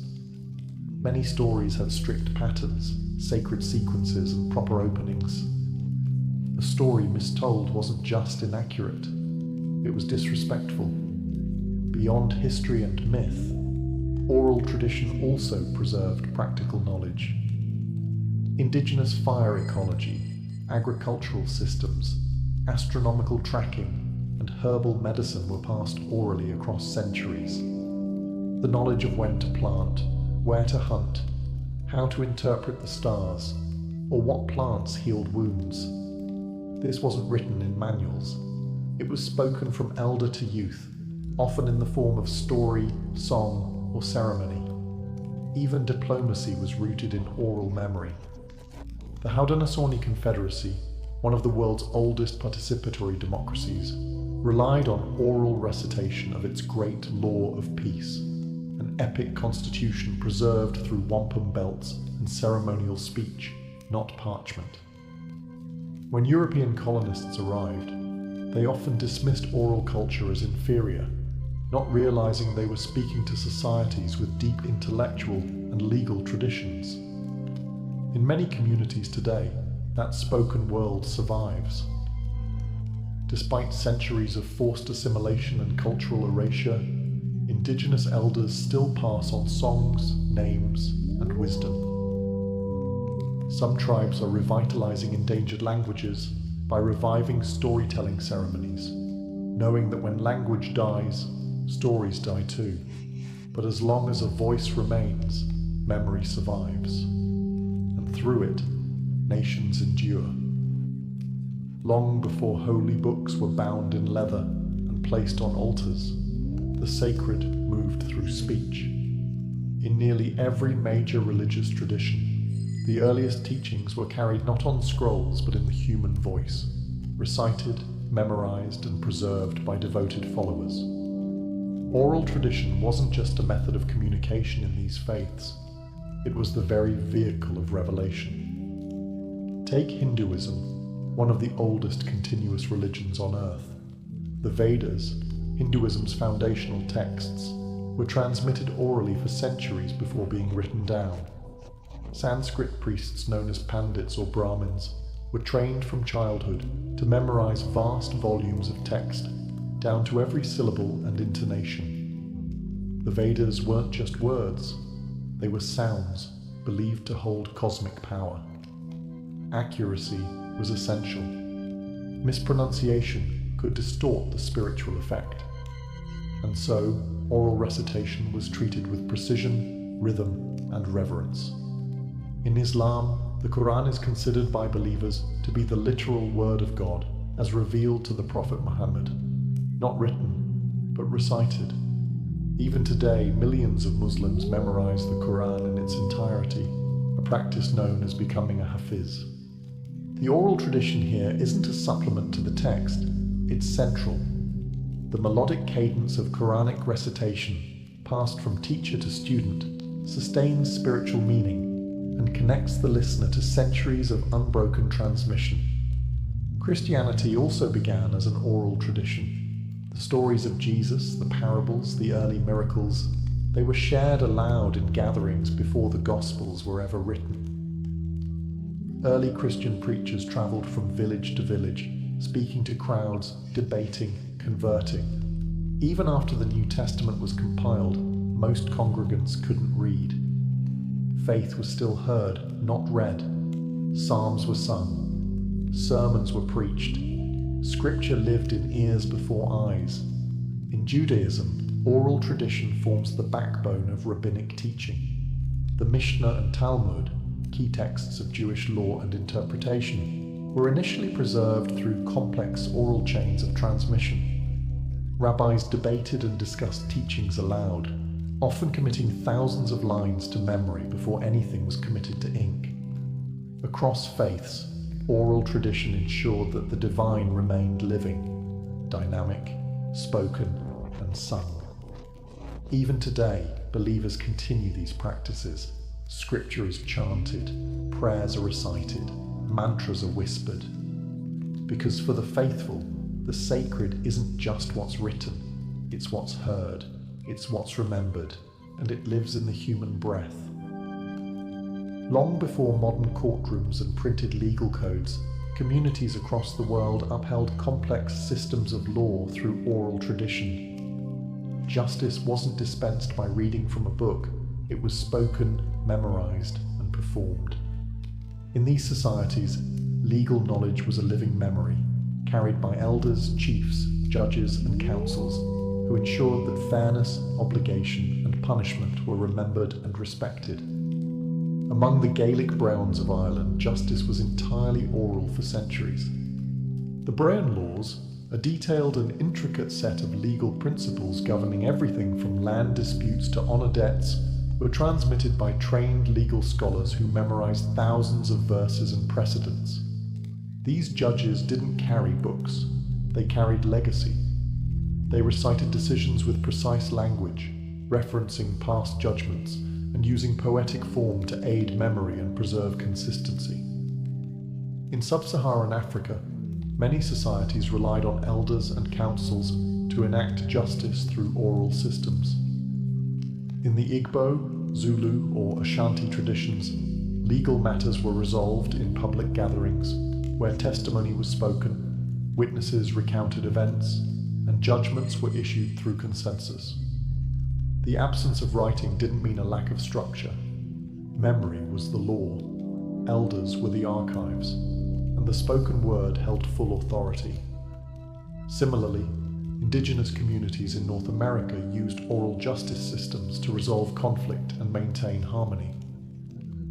The Haudenosaunee Confederacy relied on condolence ceremonies and consensus-based decision-making guided by the Great Law of Peace, a constitution transmitted orally and reinforced through wampum belts, beaded mnemonic tools.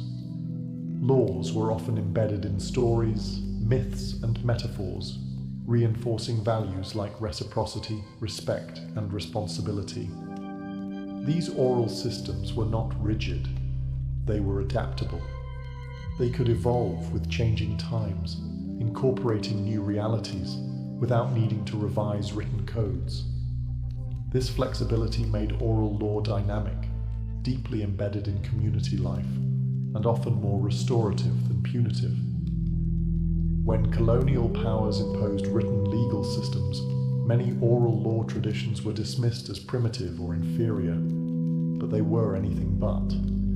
They were community-centered, historically informed, and designed to maintain social balance, not merely enforce state power. Today, some of these oral legal systems are being revived and honoured.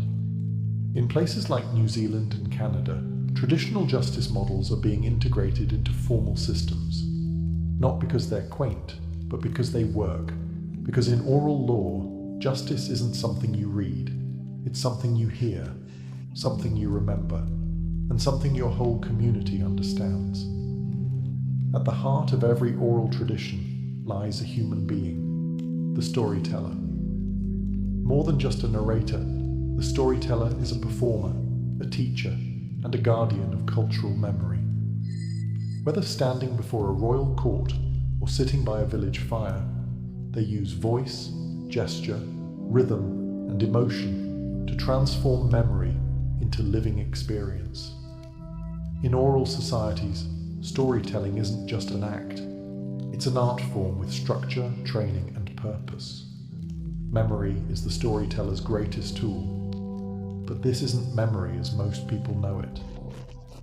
Storytellers often train from childhood, absorbing tales word for word, gesture for gesture, tone for tone. They learn through apprenticeship, listening to masters for years before ever telling a story themselves. Precision matters. The wrong detail can twist a sacred myth or misrepresent a lineage. And yet, flexibility is also part of the craft. A master storyteller knows how to adjust timing, tone, or content to suit different audiences, moments, or emotional atmospheres. Across cultures, performance is central. In Japan, rakugo performers sit on stage with only a fan and a cloth, bringing entire casts of characters to life through changes in pitch, facial expression, and timing. In India, the Kathakal tradition combines dance, mime, and song to retell ancient epics like the Mahabharata. In West Africa, griots use instruments like the kora to accompany their recitations, turning history into melody. Storytelling, then, isn't static. It's theatre with memory as its script. The audience is never passive. In oral cultures, storytelling is communal. Listeners gasp, laugh, respond. They know the tales, but come to hear them again, for how they're told matters as much as what is told. A familiar myth can feel new, fresh, even revelatory, depending on the teller's skill. Importantly, storytelling is not entertainment alone. It's education, history, ritual, law, and survival. A story may teach a child what plants are poisonous. It may encode directions across a desert or rules about kinship and taboo. Often, the lesson is buried in metaphor, understood only with maturity. The storyteller is thus a cultural cornerstone. When they speak, they echo generations. They don't just remember the past, they embody it. Because in oral tradition, memory doesn't live in books, it lives in people. And when they speak, entire civilizations speak with them. In a world ruled by screens, algorithms, and cloud storage, it might seem like oral tradition has faded into the background. But in truth, it's not dying, it's evolving. The digital age, far from erasing spoken heritage, has given it new platforms, new audiences, and new power. Memory, voice, and story are once again central, not just in ancient rituals, but in podcasts, spoken word poetry, voice notes, and viral videos. The medium has changed, but the human impulse remains the same, to remember through voice. Social media, ironically, has brought us back to something ancient. TikTok creators tell modern parables in 60 seconds. YouTubers revive myths and folktales for millions. Podcasts have become the new campfires, where people gather through headphones instead of hearths to hear stories that move, teach, or entertain. And in many indigenous and marginalized communities, digital tools are now being used to record elders, revive languages, and archive oral history before it's lost. Technology is also empowering cultures once ignored. Smartphone recordings of grandmothers telling ancestral stories or children learning tribal songs are being shared across continents. Entire archives of oral knowledge are now stored online, searchable and shareable. What was once locked in a single storyteller's memory can now be accessed by thousands with the press of a button. Yet this raises important questions. What happens when oral tradition is frozen into a digital file? Can a recorded story carry the same energy, nuance, or spiritual weight as a live performance? Will future generations still know how to listen, respond, and feel a story in their bones, not just their ears. The digital world gives oral tradition permanence, but also detaches it from the living exchange that once defined it. A story told face to face carries gestures, emotion, silence, and community. It is shaped by the mood of the room, the age of the listener, the time of night. Can a story still breathe in a digital archive? The answer may lie in balance. Oral tradition doesn't have to vanish in the face of modernity. It can blend with it. Podcasts can preserve memory. Live-streamed storytelling can unite global audiences. What matters is not the format, but the intention. Because as long as people speak and others listen, oral tradition survives. Not as a relic, but as a living bridge between past and future. And its next chapter is being written with voice, not ink. More. Tucked deep within Egypt's western desert, beyond dunes that roll like waves and sun-bleached rocks that shimmer under a brutal sun, lies the Siwa Oasis, a place of improbable life and ancient mystery. Surrounded on all sides by arid desolation, Siwa is a mirage made real. Cool freshwater springs, groves of date palms, and olive trees where there should be none. But its true claim to fame is not its beauty or its isolation. It's the divine voice that once echoed from its sands. Here, at this remote outpost near the borderlands of Egypt and Libya, stood the temple of the Oracle of Amun, a sacred sanctuary dedicated to one of Egypt's highest gods. Amun wasn't just a deity of the Nile.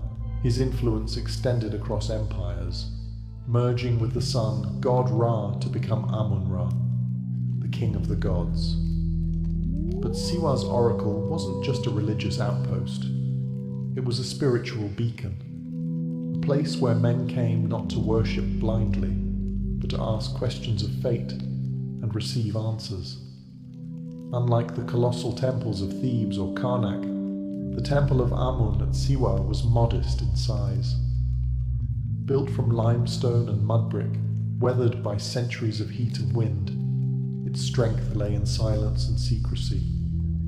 The temple was nestled within the town's sandstone cliffs, overlooking the vast sweep of the desert. It felt less like a monument and more like a whisper from the divine, hidden, intimate, powerful. The oracle at Siwa was said to speak through the high priest in trances or ritualistic ceremonies, delivering answers from Amun himself. Those allowed to approach the shrine brought questions of war, succession, and identity. Not just common folk, but pharaohs and conquerors journeyed across the blistering sands, seeking a glimpse of their destiny. What made Siwa different was not just its isolation, it was its independence. Though nominally part of Egypt, the oasis existed in its own rhythm. Its inhabitants spoke a Berber dialect. Its priests were not mere tools of the state. They guarded the oracle with fierce autonomy. The desert itself was a barrier, both literal and spiritual.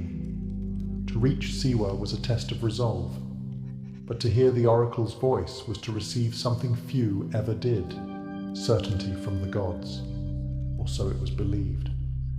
The oracle of Amun at Siwa wasn't like other oracles. It didn't dwell in the bustling cities of Egypt or the rich temples of the Nile Valley. It existed in silence, surrounded by nothing but dunes and the haunting wind. This isolation gave it mystique and power. People believed that only in such stillness could the gods be heard. The rituals of the oracle were cloaked in secrecy. The high priest, acting as the mouthpiece of Amun, would retreat into the inner sanctum, where only a select few were ever permitted. There, in a chamber heavy with incense and guarded by thick stone walls, he would enter a trance-like state, his voice said to carry the weight of divine wisdom. Questions were asked in hushed tones. Answers, once delivered, were obeyed without challenge. the answers themselves were often cryptic, cloaked in ambiguity, yet full of meaning. Like the Greek oracle at Delphi, the oracle of Siwa rarely spoke in direct terms. Its power lay in suggestion, in offering direction without dictating fate. But unlike Delphi, the Siwan oracle was also deeply intertwined with Egyptian religious cosmology. It wasn't merely a seer, it was a channel of a god who was also king. Pilgrims came from across North Africa and beyond, braving the merciless journey through the western desert to hear the oracle speak. Merchants, generals, tribal leaders, and even kings arrived with offerings, oil, incense, gold, hoping for divine insight into the most difficult choices of their lives. Some came for personal counsel, others came with questions that could determine the fate of nations. The oasis itself aided the mystique. At night the desert grew quiet and impossibly dark, the sky blanketed with stars. The wind through the date palms sounded almost like voices. Visitors would report dreams, visions, or sudden feelings of revelation after their visit. Whether by ritual or suggestion, the experience left a deep impression. But it wasn't just religious seekers who came. Political figures understood the oracle's value. To receive its blessing was to claim legitimacy, not just among locals, but across the Mediterranean world. A prophecy from Siwa could crown a king, justify a war, or forge an empire. And soon, one man would test that very power, carrying with him a question no mortal had yet dared ask. Was he a god, or merely a king? In 331 BCE, a young conqueror rode into the Egyptian desert with a crown on his head and a question in his heart. His name was Alexander of Macedon, known to history as Alexander the Great. By this point, he had already defeated the Persian Empire in Egypt and had been declared a pharaoh. But titles weren't enough. Alexander sought divine affirmation, not from men, but from gods, and so he turned towards Siwa. The journey was perilous. The path from Memphis to Siwa was not marked on any clear map. It wound through scorching desert, salt flats, and shifting dunes. Greek historians wrote that Alexander and his caravan nearly lost their way, saved only by miraculous signs, ravens guiding their route, or perhaps divine serpents slithering through the sand. Others claimed they were led by rainstorms, extraordinary events in such an arid land. These tales may have been embellished, but they reflect the mythic tone of the entire expedition. Why did Alexander risk so much to reach the temple? The answer lies in his ambition, not just to rule the known world, but to become more than human. Like the pharaohs before him, Alexander wanted divine legitimacy. He believed, or wanted others to believe, that he was not merely the son of Philip of Macedon, but the son of Zeus Ammon, the supreme god of both the Greek and Egyptian pantheons, whose earthly voice whispered from the Siwan temple. When he arrived at the oasis, Alexander was welcomed with great honor. The priests, likely well aware of his power and political reach, received him in the temple's inner sanctum, a rare privilege. What transpired in that meeting remains a mystery. No detailed account exists. But Alexander emerged transformed. Later, when asked what the oracle had told him, he was famously vague. Some sources suggest the oracle addressed him as the son of Zeus. Others say Alexander received a prophecy of victory and divine favor. Whatever the truth, Alexander's behavior changed. He increasingly portrayed himself as a semi-divine figure, commanding loyalty not just as a king, but as a god in human form. The desert had given him more than just an answer. It had given him myth, and myth, once claimed, could move armies, build cities, and reshape empires. The temple had spoken, and Alexander never looked back. the temple of the oracle at Siwa stood at the crossroads of cultures, not just geographically, but spiritually. Its god, Amun, had long reigned as one of Egypt's most powerful deities.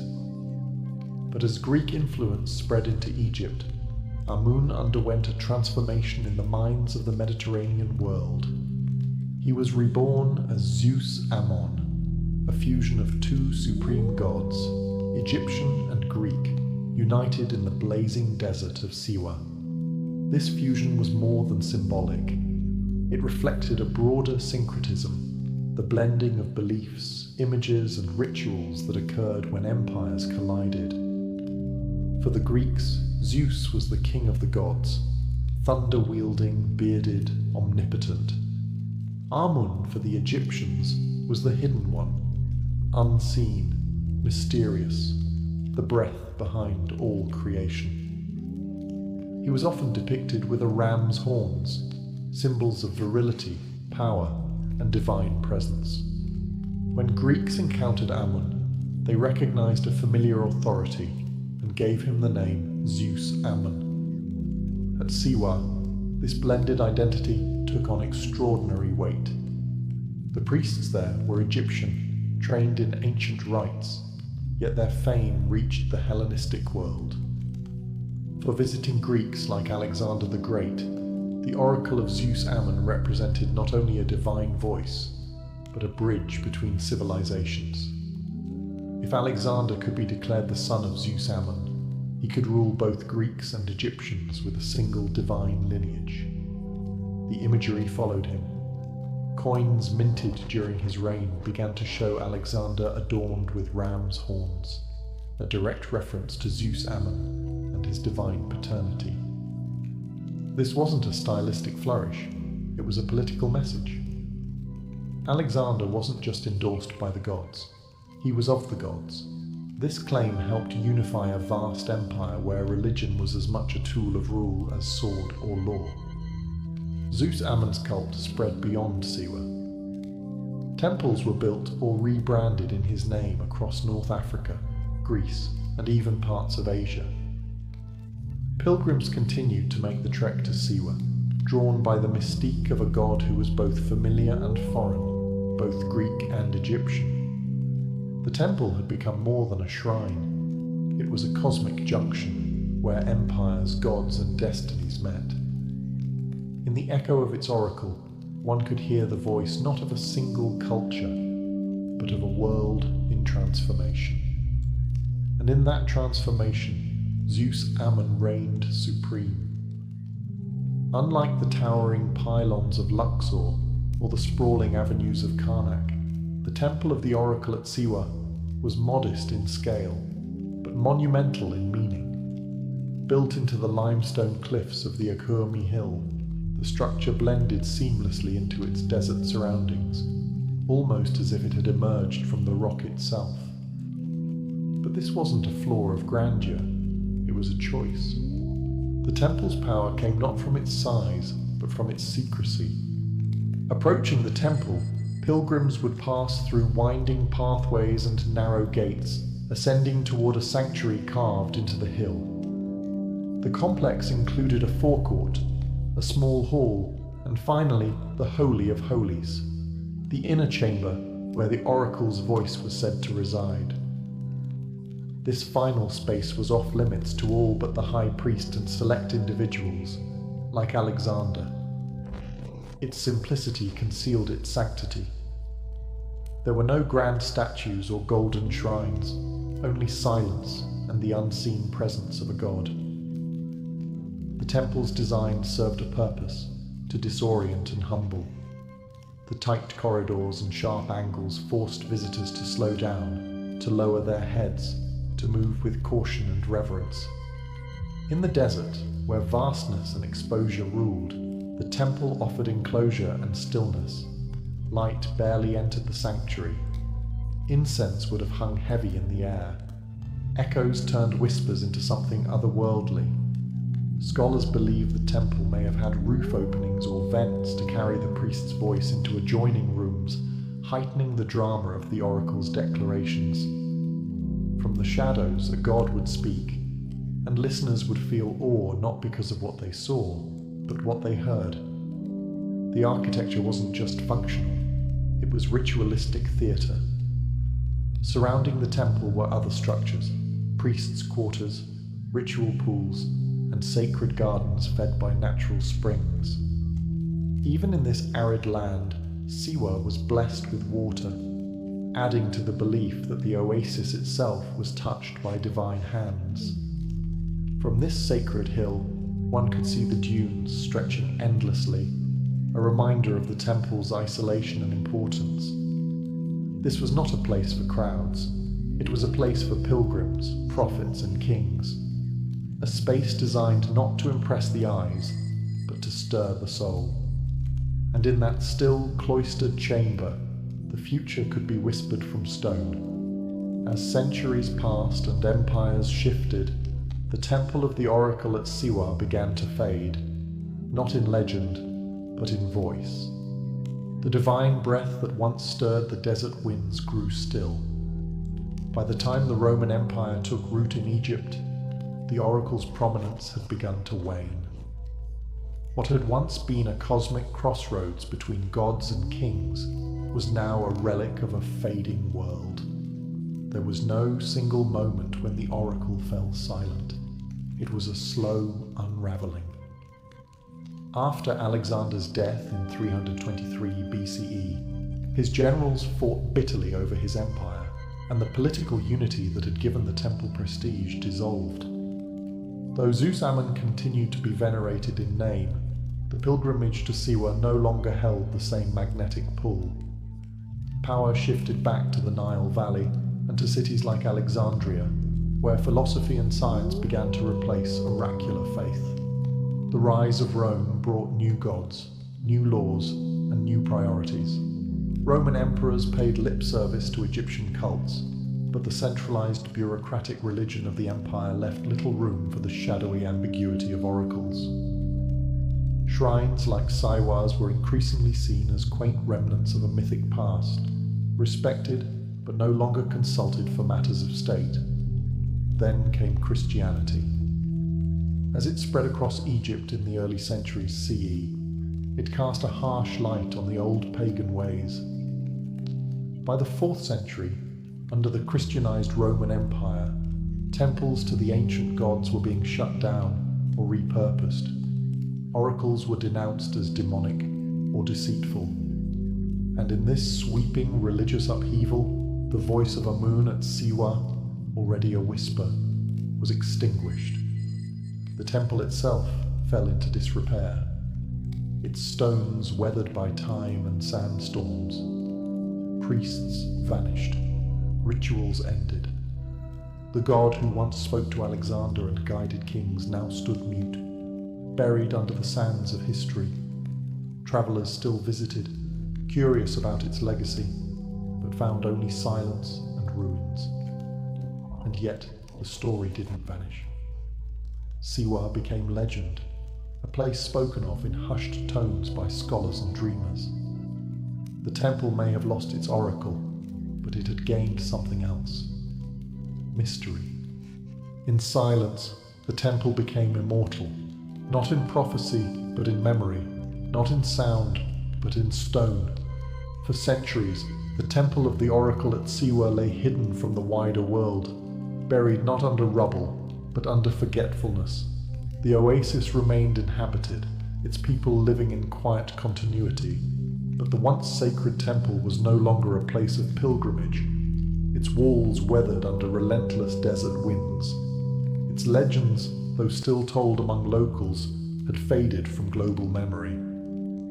That began to change in the 18th and 19th centuries, when European explorers and scholars, swept up in a wave of curiosity about ancient Egypt, turned their attention to the western desert. Siwa was difficult to reach, its isolation protected by harsh terrain and wary tribes. But in 1792, the first documented European, an Englishman named William George Brown, braved the journey. Others followed, drawn by rumors of a lost oracle visited by Alexander the Great. By the early 20th century, archaeologists and historians began surveying the ruins in earnest. The Akhurmi Hill complex was identified as the likely site of the Temple of Amun. Though modest in size, the structure matched descriptions from ancient texts: a central chamber, thick defensive walls, and its vantage point over the surrounding oasis. The temple wasn't grand, but it was exactly where history said it would be. Excavations were limited and cautious. The site had suffered erosion, but some stonework and inscriptions remained. Fragmentary as it was, the architecture spoke volumes: a stone altar, traces of columns, rooms aligned with celestial bodies. Each clue confirmed that this windswept ruin had once held the ear of kings and gods. More than archaeology, it was the mythology of Siwa that drew fascination. The idea that Alexander had stood here, alone in a desert sanctuary, hearing words that would change empires, captured the imagination of generations. Poets, historians, and travelers romanticized the journey, blending fact and legend into a timeless narrative. Today, visitors still come to Siwa, not to consult an oracle, but to feel the echo of its silence. The temple, though worn, remains standing. Its stones are sun-bleached, its walls crumbling, but the air around it still hums with something ancient, something unresolved. Ruins don't need voices to speak. They speak through presence, through mystery. And in Siwa, the stones remember what the world once forgot. Though the temple no longer speaks with the voice of gods, the oasis of Siwa still breathes with life, culture, and memory. Far from being a forgotten outpost, Siwa remains a vibrant, living community, its people guardians of a heritage that stretches back millennia. The oracle may be silent, but the traditions it once inspired still ripple through the town's language, rituals, and rhythms. Siwans speak a distinct Berber dialect known as Siwi, unique in Egypt and a testament to the oasis's ancient roots. Oral storytelling remains vital, just as it did in the days of the oracle. Elders pass down myths, family histories, and local legends, blending Islamic faith with pre-Islamic customs in subtle ways. Many Siwans still recount tales of Alexander's visit, not from books, but from memory. The architecture of Siwa also preserves echoes of the past. Traditional mud brick buildings, cool in the searing desert heat, line the town, and the ruined fortress of Shali, built from salt and clay, still towers over the oasis like a ghost of another age. The design of these structures reflects a continuity of form and function that has resisted change for centuries. Siwa's sacred geography remains powerful. Nearby springs and pools are still venerated. Cleopatra's Pool, a natural spring believed to have been used by the famous queen herself, remains a popular spot for both locals and visitors. Rituals tied to fertility, harvest, and healing still occur, many layered with Islamic prayers but rooted in older traditions. Even marriage festivals, like the annual celebration at Gebel Dakrur, preserve elements of Siwa's spiritual past. Families gather, songs echo, and matches are made, not unlike the ancient gatherings once held at the temple, where people sought guidance not only for war and kingship, but for life itself. In the modern age, Siwa has become a quiet pilgrimage site of a different kind, not for prophecy, but for peace. Travelers seeking escape from the noise of modernity come here to walk the palm groves, soak in the desert silence, and reflect on a time when gods spoke from stone. Siwa reminds us that history is not only found in books or beneath the ground. It lives in people, in custom, in memory, and through them, the oracle still murmurs, not in thunder, but in whispers. The The temple of the oracle at Siwa may no longer stand in its full glory, but its legacy endures, in myth, in memory, and in the minds of those who seek meaning beyond what is written. For centuries, its voice guided kings and comforted pilgrims. Its silence today only deepens its mystique. Few places in the ancient world held such a profound air of sacred uncertainty, a space where questions were heavier than answers, and silence could feel divine. Siwa's oracle lives on not in revived rituals, but in the stories we continue to tell.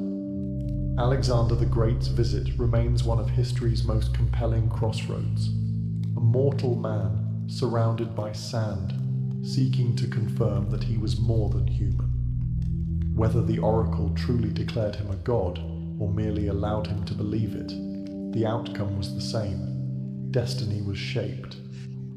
The enduring fascination with Siwa comes from this fusion of history and myth. It asks us timeless questions. Can men become gods? Can destiny be revealed? Does the voice of truth ever speak plainly, or only in riddles? And perhaps most importantly, do we still listen for those whispers? Modern seekers visit the ruins not with questions of empire or conquest, but for clarity, for stillness, for presence. The desert remains vast and unmoved, the temple crumbling but magnetic. The same sun that scorched Alexander's caravan now warms curious travelers. The same silence that once surrounded the Holy of Holies still envelops the broken walls. Siwa invites reflection, not because it gives answers, but because it has always honored the asking. The oracle, like all ancient voices, was never about fortune-telling. It was about direction, affirmation, possibility. The journey across the sands was never just a physical trial. It was a ritual of transformation. You didn't just arrive at the temple. You became someone else along the way. Today, as we face our own deserts of meaning, identity, and purpose, perhaps the oracle still has something to offer. Not a booming voice from the past, but a quiet suggestion in the mind. Who are you really? And what are you becoming? The temple is dust, the voice is gone, but the question remains, and that perhaps was always the true prophecy.